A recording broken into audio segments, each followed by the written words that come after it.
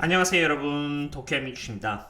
SOXL은 고점 대비 약 81%나 하락하면서 지금 14달러에 위치해 있는데요. 지금의 주가는 사실 코로나 때와 별 다를 바가 없는 주가 상태로 정말 많이 하락했다고 생각이 됩니다. 3배 레버리지라는 것이 이렇게 채널을 타고 성장할 때는 정말 쉽게 수익을 낼 수 있는 것처럼 보이지만, 반대로 이러한 하락 채널에 한번 빠지게 되면 큰 손해를 보게 되는 것이 3배 레버리지라고 생각되는데요. 그럼에도 불구하고 저는 개인적으로 SOX라는 3배 레버리지는 결국 상승이 되리라 생각합니다. 특히 오늘날 그럴 가능성이 더더욱 크다는 것을 보여주었는데요. 함께 알아보도록 하겠습니다. 그럼 시작하겠습니다. 그리고 이렇게 좋아요를 눌러주시면은 제가 꾸준히 채널을 유지하고 분석하는데 큰 도움이 되니 많은 도움 부탁드립니다. ETF를 투자할 때 그 중에서도 특히나 리스크가 3배로 늘어나는 3배 레버리지에 투자할 때 내가 스스로 투자한 ETF가 어떤 기업을 트래킹하는지를 파악하고 있어야 하는데요. SOXL이 트래킹하고 있는 기업들이 좋다면은 함께 하락해도 결국 주가가 회복해줌에 따라서 SOXL과 같은 ETF는 회복할 수 있지만, 반대로 펀더멘털이 좋지 않은 바이오 기업들로 가득 차 있는 LABU의 경우 개인적으로 매우 비관적으로 생각합니다. 실제로 LABU의 탑 홀딩스를 차지하고 있는 OQ젠의 매출액 상황만 봐도 리스크가 많은 기업들을 위주로 트래킹하고 있는지를 알 수 있는 부분이죠. 실제로 OQ젠은 매출액이 없고 매출 총액도 없으며 영업이익도 마이너스이고 순이익도 당연히 마이너스입니다. 이러한 기업들 위주로 트래킹하고 있는 ETF가 이렇게 설사 많이 빠졌다고 해서 무작정 물을 타주면은 정말 위험할 수 있습니다. 하지만 다행스럽게도 SOXL은 그 정도까지는 아닙니다. 왜냐면은 SOXL이 트래킹하고 있는 기업은 굉장히 좋은 기업들 위주로 트래킹이 되고 있기 때문입니다. 참고로 90% 빠진 라부에 대해서 이제 와서 말하면 뭐하냐라고 하실까봐 말씀드리지만, 제 과거 영상에서 라부만큼은 PAR ETF라고 말씀드린 바 있습니다. 어쨌든 다시 본론으로 돌아가서 각각의 종목에 대해서 제가 아는 만큼 언급을 드리자면은, 먼저 엔비디아의 경우 이렇게 약간 고평가이긴 합니다만 고점 대비해서 제법 많이 하락했습니다. 게다가 이렇게 굉장히 강한 펀더멘탈과 훌륭한 미래 전망을 갖고 있는 기업입니다. 브로드컴은 어떨까요? 브로드컴이란 기업은 심지어 저평가이며 펀더멘탈의 경우 굉장히 강하다는 것을 여기 매출액, 매출 총이익, 영업이익, 순이익, 영업현금 흐름과 프리캐시플로우를 통해서 단번에 알 수 있습니다. AMD의 경우는 엔비디아와 비슷한 종목이기도 하고 너무나 괜찮은 종목이기 때문에 바로 넘어가겠습니다. 퀄컴은 어떨까요? 퀄컴은 고점 대비 25% 정도밖에 하락하지 않았고 최근에는 하락 채널을 빠져나와 주가가 회복해주려고 하는 움직임을 보여주고 있는 상태입니다. 그러한 상태에서 퀄컴의 PE 멀티플은 12로 저평가이고 퀄컴의 4개의 사업부는 모두 강한 성장률을 보여주고 있어 미래전망 측면에서 봤을 때 굉장히 기대되는 기업 중 하나이기도 합니다. 제가 개인적으로 투자하고 있는 기업이기도 합니다. 이러한 기업들 외에도 좋은 기업들을 다수 트래킹하고 있는데요. 그러한 상태에서 제가 특히나 요즘 SOXL을 불리시하다고 생각하는 이유는 바로 이번에 나온 TSMC의 실적 때문입니다. 물론 TSMC가 이 리스트 안에 들어가 있지는 않지만 반도체 주가라는 것이 하나의 섹터로 함께 연동되어 움직이기도 하고요. TSMC의 경우는 대부분의 기업들 대상으로 해서 다양한 종류의 반도체를 생산하는 기업이기 때문에 TSMC 실적과 미래 전망에 따라서 반도체 산업 자체의 미래 전망을 어느 정도 엿볼 수 있기도 합니다. 그런 의미에서 TSMC의 2분기 실적을 보도록 하겠습니다. TSMC의 매출액은 18.16빌리언 달러 이렇게 기록하면서 지난해 동분 대비 36.6%라는 엄청난 매출액 성률을 거두어 주었습니다. 지금과 같이 거시경제가 비관적인 상태에서 TSMC와 같은 거대한 기업이 30% 이상의 실적을 보여줬다는 것은 엄청난 실적입니다. 그로스 마진은 어떨까요?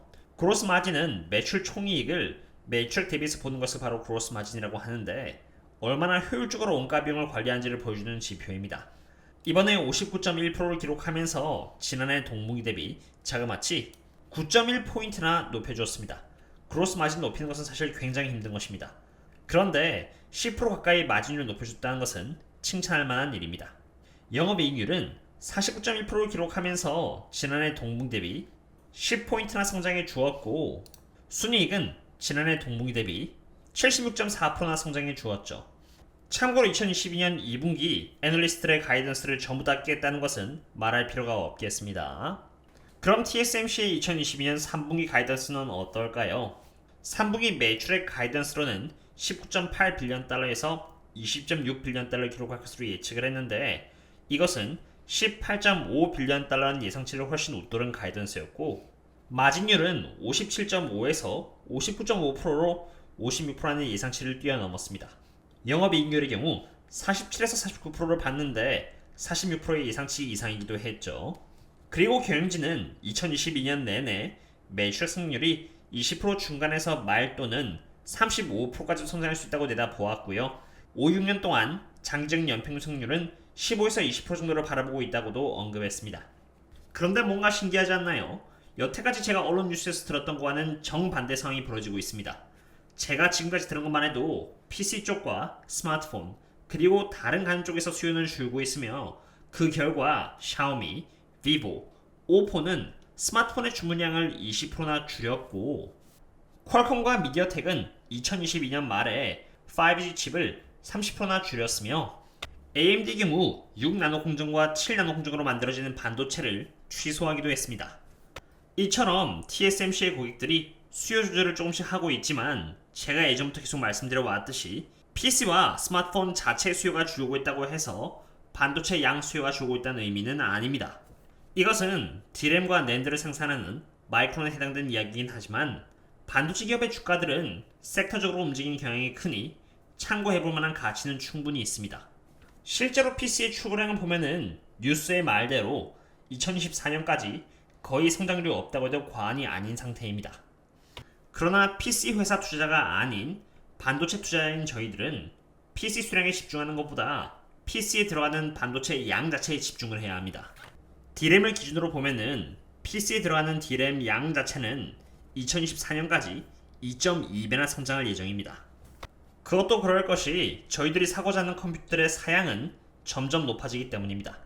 이 그림처럼 M1 프로에는 32GB의 D램 양이 들어가고 M1 울트라에는 128GB의 D램의 양이 들어가듯이 컴퓨터가 상대적으로 적게 팔린다고 해도 하나의 컴퓨터에 들어가는 D램과 낸드 양의 차이는 사양이 높아짐에 따라서 기하급수적으로 올라가기 때문에 설사 컴퓨터가 적게 팔려도 반도체는 적게 팔리지 않는 것입니다. 그럼 지금 수요가 줄고 있는 스마트폰은 어떨까요? 스마트폰이 적게 팔릴 것이라는 것은 다 예견됐던 일입니다. 실제로 이 파란색의 바를 보면은 스마트폰의 양 자체는 큰 성장이 없을 예정이기 때문입니다. 하지만 여기서 5G 스마트폰의 이야기는 다릅니다. 4G에서 5G로 바꾸려고 하는 사람들의 숫자는 우상향하고 있으며 실제로 5G 들어가는 D램의 양은 4G 대비해서 월등히 높다는 것을 이렇게 볼 수 있습니다. 4G에서 5G로 전환됨에 따라서 소요되는 D램의 양은 계속 높아지기에 설사 핸드폰 총량의 성장률이 적어진다고 하더라도 4G 대비 5G 안에 들어가는 반도체의 양은 월등히 높기 때문에 수요 하락을 충분히 커버치고도 남는 것입니다. PC와 스마트폰의 부분은 언론과 애널리스트들이 말을 많이 하면서 주가를 낮춘 데 일조를 하였지만 그들이 말하지 않는 부분은 바로 여기 데이터 센터와 전기 자동차에 대한 수요입니다. TSMC의 경영진의 말을 빌리면은 데이터 센터와 자동차사의 반도체 수요는 줄지 않고 오히려 스테디하다고 말을 했습니다. 실제로 클라우드에 투자하고 있는 기업들의 캐펙스, 이 빨간색 바를 보시면은 이렇게 우상하고 있다는 것을 볼 수 있는데요. 이것은 데이터 센터에 들어가는 매물이라던가 각종 프로세스에 대한 수요는 여전히 강할 것이라는 것을 의미합니다. 그럼 전기차는 어떨까요? 전기차에 들어가는 반도체의 양은 2025년까지 이렇게 굉장히 빨리 성장한다는 것을 바로 볼 수 있습니다. 그리고 드라이버 온리인 L0에서 풀 오토메이션을 의미하는 L5까지 이렇게 자율주행 기술이 발전함에 따라서 소요되는 D램과 낸드의 양은 각각 30배 그리고 100배까지 높아집니다. SOXL이 트래킹하고 있는 대부분의 기업들은 주가적으로 많이 하락한 상태입니다. 그러나 반도체의 미래는 제가 방금 보여드렸던 것처럼 굉장히 밝습니다. 밝은 미래 전망의 큰 수혜를 볼 수 있는 기업들을 대거 SOXL이 트래킹을 하고 있기 때문에 결국 언젠가는 SOXL은 다시 올라갈 수 있을 것으로 생각이 되고요. 게다가 엔비디아를 제외한 대부분의 기업들은 과하게 하락하여 저평가 영역에 와 있는 상태이기 때문에 더 큰 폭으로 떨어질 이유 또한 찾기 힘들지 않나 생각이 됩니다. 오늘의 분석은 여기까지 하도록 하고요. 그럼 다음에 또 다른 분석과 함께 찾아뵙도록 하겠습니다. 그럼 다음에 또 만나요. See you later.